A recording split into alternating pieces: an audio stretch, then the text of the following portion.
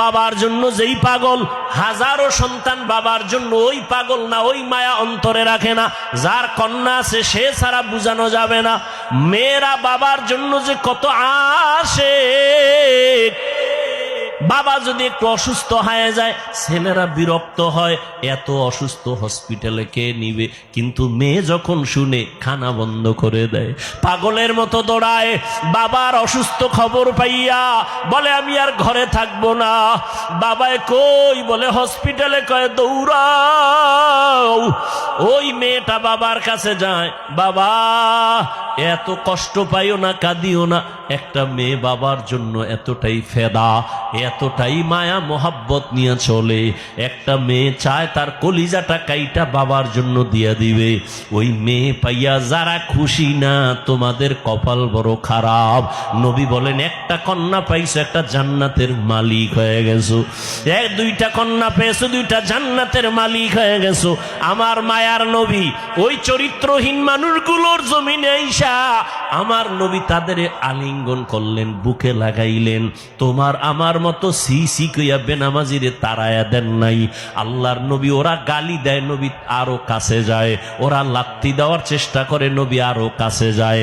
ওরা গালি দেয়, ওরা বদনাম করে, নবী প্রশংসা করে। ওরা জবান বন্ধ রাখে, বেজার হয়, নবী বারবার হাসি দেয়, আসো। নবী এমন ভাবে তাদের মোহব্বতের বন্ধনে আবদ্ধ করলেন।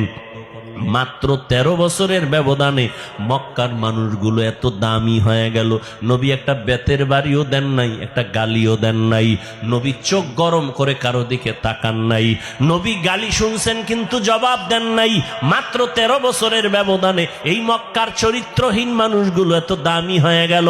আল্লাহ জিব্রাইল আমিন রে পাঠায় বলে, যাও লিস্টি দিয়া দিলাম, লিস্টির মধ্যে নাম আছে। নবীকে বলো ঘোষণা দিয়া দেয়, এই লিস্টিতে যাদের নাম আছে সবাই বিনা হিসাবে জান্নাতি। রহমতের নবী অল্প টাইমের ভিতরে মক্কার মানুষগুলোকে জান্নাতি মানুষে পরিণত করে ফেললেন। সুন্দর আখলাক আর ব্যবহার। একদিকে নবী দাওয়াত দেন, অন্যদিকে নবী আল্লাহর কাছে সারা রাত দোয়া করেন, আল্লাহ ওই মানুষটা বুঝে না, হেদায়েতের দরজা খুলে দাও, ওই মানুষগুলো কি দিনের পথে আনো। তায়েফের ময়দানে আমার নবীর আদর্শের দিকে তাকাও। তায়েফের ময়দানে ওই কাফের ওরা সবাই নবীজিরে দেখিয়া ছোট ছোট বাচ্চাগুলোরে লেলিয়ে দিল, বলে পাথর মেরে মক্কার এই পাগলটারে তাড়ায়া দাও। মায়ার নবীরে যখন পাথর মারে বৃষ্টির মতো রক্তগুলো পড়ে পড়ে নবীজির জুতা মুবারক আটকায়া গেছে। নবী চোখের পানি ছেড়ে কাঁদে। আল্লাহ সহ্য করতে পারলেন না। ও জিব্রাইল, আমার নবীরে গিয়া বলো এখনই তায়েফের জমিন উল্টায় সব ধ্বংস করে দেই। জিব্রাইল আইসা বলেন, ইয়া রাসূলুল্লাহ, আল্লাহ পাকের হুকুম, আপনি বললে তায়েফের জমিন উল্টায় দিব, সব মেরে ফেলবো। মায়ার নবী কাঁদেন আর বলেন, না না, এদের মারবা না, এরা চিনে না, এরা বুঝে না আমি মুহাম্মদকে। আমার মা নাই, বাবা নাই, আমি বড় ইয়তীম। দুনিয়াতে বাবা বলে ডাকতে পারি নাই। 6 বছরে মা হারায় ফেললাম, আমি বড় অসহায়।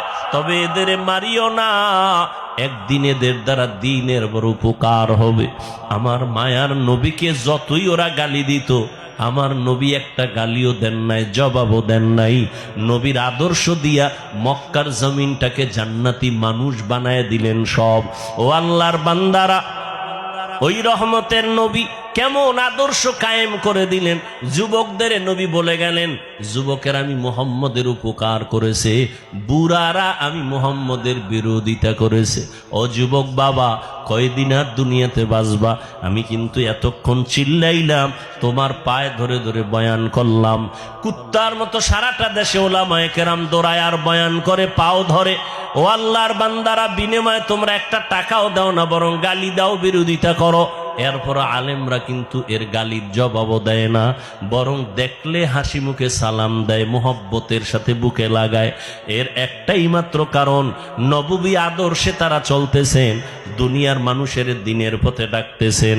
ও যুবক বাবারা, আজকে আমি এই কথা বলি নাই তুমি আজকে আমার মতো পাগড়ি লাগাও, স্কুল কলেজে তালা লাগায় মাদ্রাসায় চলে আসো, না।